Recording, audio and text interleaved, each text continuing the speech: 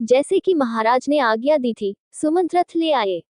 राम, सीता और लक्ष्मण ने वहां पर उपस्थित परिजनों तथा जनसमुदाय का यथोचित अभिवादन किया और रथ पर बैठकर चलने को उद्यत हुए। सुमंत के द्वारा रथ हाँकना आरंभ करते ही अयोध्या के लाखों नागरिकों ने हा राम कहते हुए उस रथ के पीछे दौड़ना शुरू कर दिया। जब रथ की गति तेज हो गई और निवासी रथ के साथ साथ दौड़ पाने में असमर्थ हो गए, तो वे उच्च स्वर में कहने लगे, रथ रोको, हम राम के दर्शन करना चाहते हैं। भगवान जाने अब हमें फिर कब इनके दर्शन हो पाएंगे। राजा दशरथ भी कैकेयी के प्रकोष्ठ से निकलकर हे राम कहते हुए विक्षिप्त की भांति रथ के पीछे दौड़ रहे थे। हाँफते हुए महाराज को रथ के पीछे दौड़ते देखकर सुमंत ने रथ रोका और ते बोले, हे पृथ्वीपति, रुक जाइए। इस प्रकार राम, सीता और लक्ष्मण के पीछे मत दौड़िए।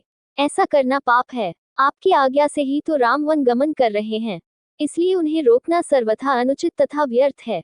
सुमंत के वचन सुन महाराज वहीं रुक गए। रथ तीव्र गति से आगे बढ़ गया, किंतु प्रजाजन रोते बिलखते उसके पीछे ही दौड़ते रहे। चित्र विचित्र खड़े महाराज उस रथ को तब तक एकटक निहारते रहे जब तक रथ की धूली दृष्टिगत होती रही। धूली का दिखना बंद हो जाने पर वे वहीं हा राम, हा लक्ष्मण कहकर भूमि पर गिर पड़े और मूर्छित हो गए। मंत्रियों ने तत्काल उन्हें उठाकर एक स्थान पर लिटाया। मूर्छा भंग होने पर मृतप्राय से महाराज अस्फुट स्वर में कहने लगे, संपूर्ण ब्रह्मांड में मैं सबसे बड़ा अभागा व्यक्ति हूँ, जिसके दो पुत्र एक साथ वृद्ध पिता को बिलखता छोड़कर वन को चले गए। अब मेरा जीवन व्यर्थ है। फिर वे मंत्रियों से बोले, मैं महारानी कौशल्या के महल में जाना चाहता हूँ। मेरा शेष जीवन वहीं व्यतीत होगा। अब वहां के अतिरिक्त मुझे अन्यत्र कहीं भी शांति मिलना असंभव है। राम और लक्ष्मण के वियोग के संतप्त महाराज कौशल्या के महल में पुनः मूर्छित हो गए। उनकी इस दशा को देखकर महारानी कौशल्या विलाप करने लगी।